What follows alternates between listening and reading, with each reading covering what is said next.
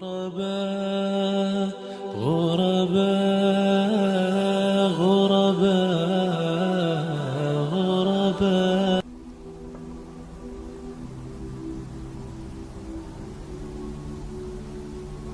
All praise and glory is due to Allah subhanahu wa ta'ala. He it is that gives life and takes life. All praise and glory is due to Allah who has created the angels from light, the jinn from smokeless fire, and human beings from clay.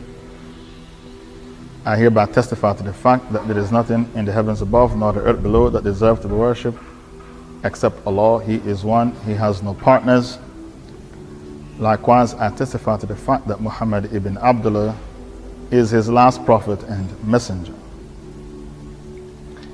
What is the definition of a scholar?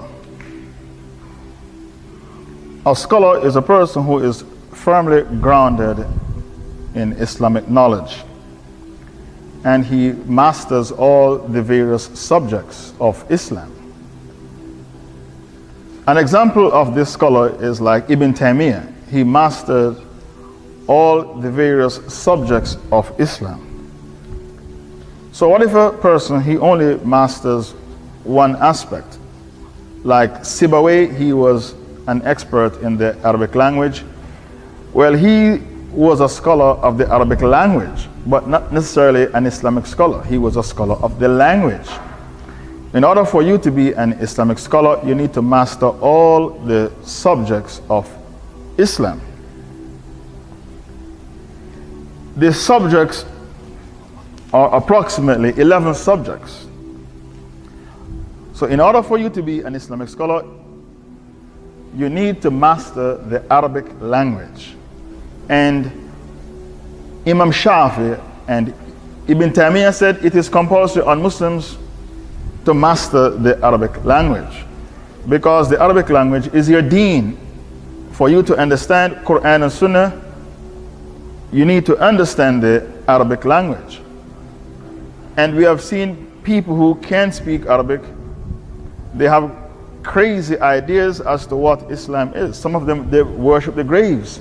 Some of them believe in democracy. So it is important for you to master the Arabic language if you want to be a scholar. The second condition, you need to have the right aqidah. The creed has to be correct. Number 3, your fiqh has to be correct, the Islamic jurisprudence. Number 4, you need to master tafsir, the explanation, the commentary on the Holy Quran. And the best tafsir is tafsir Ibn Kathir. Number 5, you need to be an expert in hadith. Number 6, you need to be an expert in mustalah of hadith. So you need to know which hadith is sahih, which hadith is hasan, which hadith is da'if, weak, which hadith is fabricated. So if you are an Islamic scholar, you won't be on the minbar quoting fabricated hadith, thinking that the hadith is sahih. So you need to master mustalah of hadith. And you need to know when the isnad is weak, when the isnad is strong. Number 7, you need to master the seerah, the life history of the Prophet ﷺ from birth to his death. So if you tell the believers the Prophet got married to Khadija when she was 35 and he was 25, this means you don't understand the seerah, you do not master the seerah. She was 40 and he was 25. And he spent 13 years in Mecca and 10 years in Medina. You need to master the seerah in details. Number 8, you need to master usul al-fiqh. So fiqh is one subject, but usul al-fiqh is another subject. The human actions are divided up into 5 categories. The fard, the compulsory. The sunnah, the mustahab, the recommended. The halal, that which is permissible. The makruh, that which is disliked. The haram, that which is sinful. You need to know which category each action falls into. All of that is called usul fiqh, the principles of fiqh, and to weigh the evidences. Number 9, you need to master the Arabic grammar. Number 10, you need to master Quranic sciences.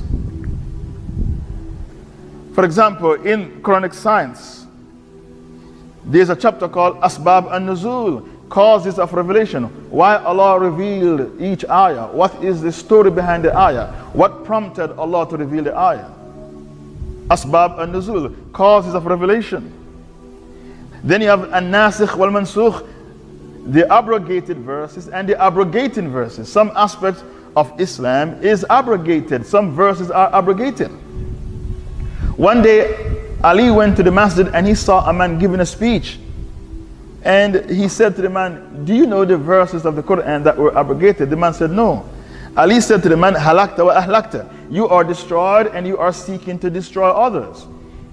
He told the man, leave the masjid and do not come back to this masjid to give another speech, because he did not know the verses of the Quran that were abrogated. For example, the verse, lakum dinukum walidin, you to your way, me to my way, that verse is abrogated. That was revealed in Mecca, when the Muslims were weak and didn't have an army. But when the Muslims became strong and had an army, Allah Ta'ala revealed another ayah, وَقَاتِلُهُمْ حَتَّى لَا تَكُنْ fitna. Fight them till there is no more fitna. وَيَكُونَ الدِّينُ كُلُّهُ لِلَّهِ, until Allah alone is worshipped on the land. Surah 8 verse 39. Then you need to know the khas and the am, what is specific and what is general. The mutlaq and the muqayyad, the verses that are, the rulings that are unrestricted and the ones that are muqayyad, restricted. Not until you master all these subjects, you cannot be considered a scholar of Islam.